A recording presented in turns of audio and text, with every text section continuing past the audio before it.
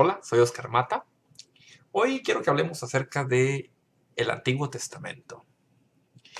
Recordemos que la Biblia está compuesta por dos partes, el Antiguo Testamento y el Nuevo Testamento.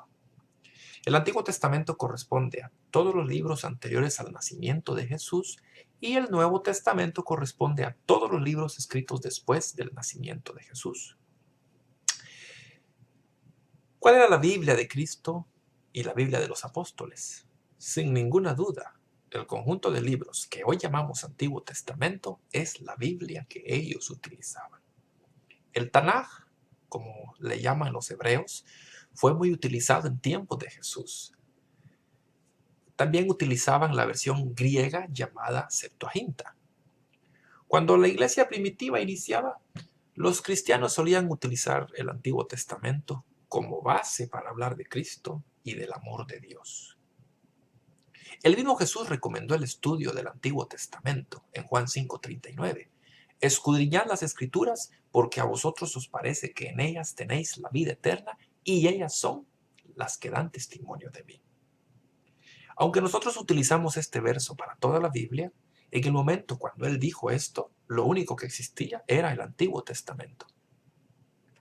Jesús también utilizó el Antiguo Testamento para enseñar lo que ahí estaba escrito acerca de él. En Lucas 24:27 dice, y comenzando desde Moisés y siguiendo por todos los profetas, les declaraba en todas las escrituras lo que de él decían. Hablando ya de los apóstoles, Pedro, que fue uno de los 12 principales discípulos de Jesús, él también utilizó el Antiguo Testamento en sus epístolas, al punto de que reconoció que su redacción fue inspirada por Dios.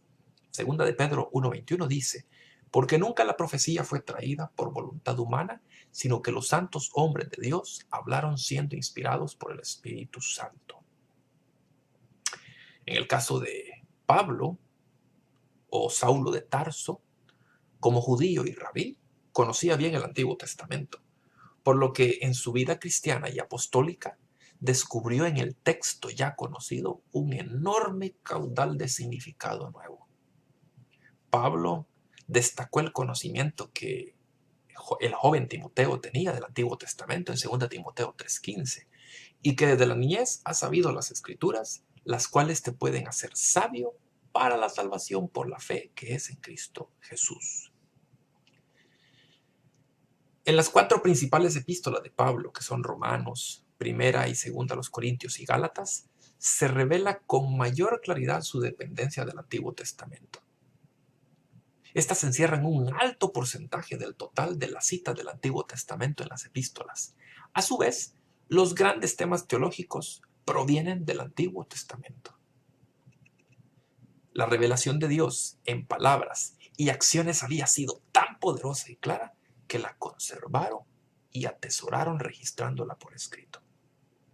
Etapa por etapa, los israelitas fueron desarrollando una colección de literatura autorizada. En el caso del Antiguo Testamento, los libros que lo componen fueron ampliamente aceptados como canónicos en círculos judíos antes de la era cristiana. Y posteriormente fueron aceptados como canónicos en círculos cristianos desde el inicio de la iglesia cristiana. Pero resultó importante saber cuáles libros provenían de Dios y cuáles reflejaban solamente la opinión humana. Las pruebas de canonicidad de un libro se centraron en 3 factores. Factor número 1, escrito por un profeta u otro líder espiritual. Sin la revelación divina, los autores humanos no sabrían nada de la voluntad de Dios para ser plasmada en un escrito. Por esto era importante considerar si el libro fue escrito por un profeta u otro líder reconocido. Prueba de canonicidad número 2, escrito para todas las generaciones. El libro debía impactar a todas las generaciones y no solamente a una audiencia en particular. Aunque los autores escribían para una audiencia específica, su impacto debía ir más allá. Y la prueba número 3, escrito en concordancia con la revelación previa. El libro no debía contradecir los mensajes de los escritos más antiguos. La nueva revelación debía reflejar a un Dios que no cambia a pesar del paso del tiempo. ¿Y quiénes ayudaron durante todo este proceso de conservación de los libros? Fueron los escribas. Ellos jugaron un papel importante en la conservación del Antiguo Testamento. Cuando copiaban los textos bíblicos, ellos creían que estaban copiando exactamente las palabras de Dios, por lo que tuvieron un gran cuidado para preservar las copias que ellos habían recibido. Uno de los más importantes grupos de escribas fueron los masoretas. Los masoretas, del hebreo mesorá, que significa tradición, ellos sucedieron a los escribas en la responsabilidad de hacer copias fidedignas. Eran rabinos y escribas estudiosos que compilaban el texto masorético, que es el texto más usado para hacer traducciones, visto por muchos estudiosos como el más fiable del Antiguo Testamento.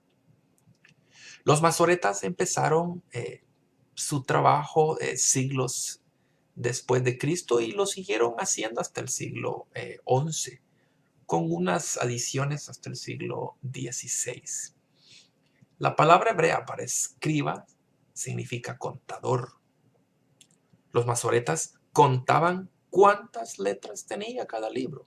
Por ejemplo, sabían que el Pentateuco tenía 400.945 letras, que las palabras que encontraban en la mitad del mismo era la palabra traducida como preguntó en Levítico 10:16, y que la letra que se encontraba en el centro estaba en la palabra pecho de Levítico 11:42.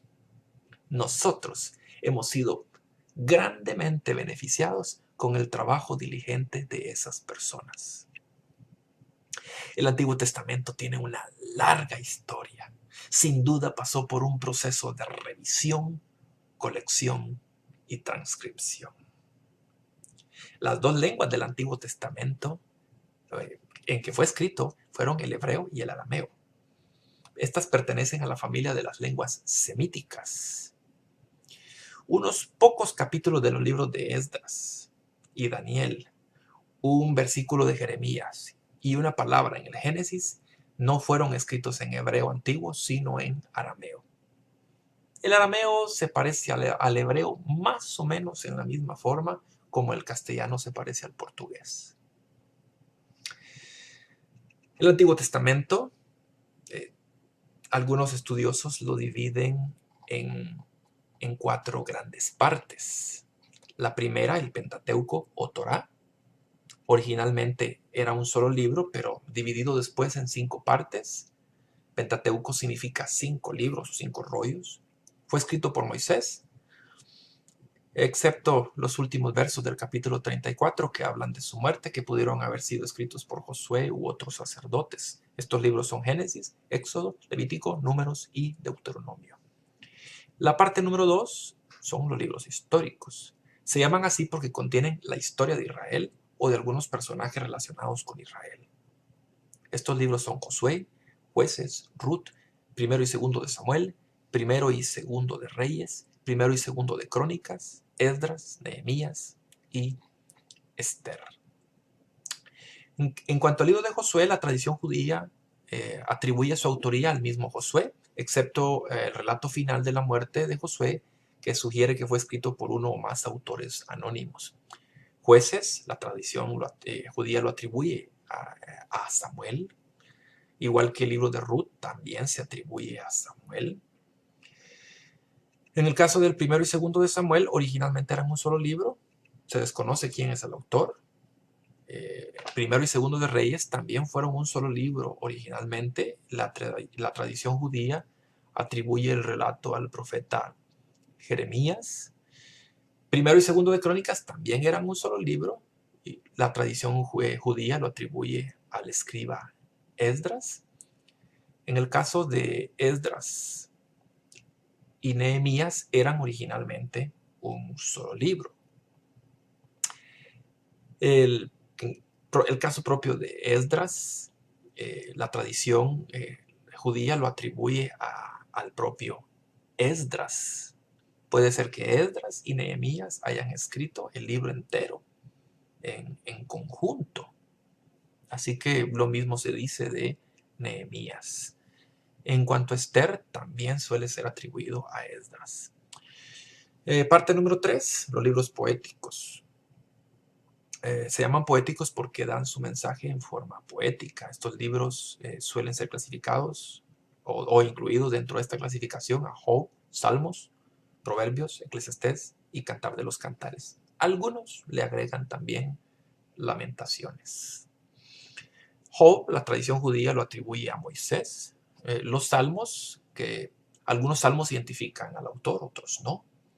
La mayoría de los salmos fueron escritos por David, mientras que los otros grandes contribuyentes fueron Asaf y los hijos de Coré. Moisés y Salomón también contribuyeron un poco. El libro de Proverbios, Salomón no fue el único autor, pero fue la fuente principal para los demás. Otros autores son mencionados como contribuyentes, incluyendo a Agur y Lemuel. El libro de Eclesiastés y el libro de Cantar de los Cantares suelen ser ambos atribuidos a Salomón. Y por último, la parte número 4, los libros proféticos, que suelen ser divididos en profetas mayores y profetas menores. Los profetas mayores, Isaías, Jeremías, Lamentaciones, Ezequiel y Daniel, aunque como ya dije, Lamentaciones suele ser incluido también, algunos lo clasifican como un libro poético y no estrictamente como un libro profético. Y los profetas menores son 12: Oseas, Joel, Amós, Abdías, Jonás, Miqueas, Nahum, Habacuc, Sofonías, Ageo, Zacarías y Malaquías. Es hermoso estudiar la palabra de Dios y comprender que no están ahí esos libros por antojo de alguien. Dios utilizó a muchas personas para que usted hoy pueda tener una Biblia en su casa. Una Biblia que tiene Antiguo Testamento y el Nuevo Testamento. Ya usted escuchó cómo nos llegó el Antiguo Testamento. Gracias a nuestro Padre por habernos dado esta riqueza invaluable, la palabra de Dios. Soy Oscar Mata. Que Dios te bendiga y te dé mucha paz.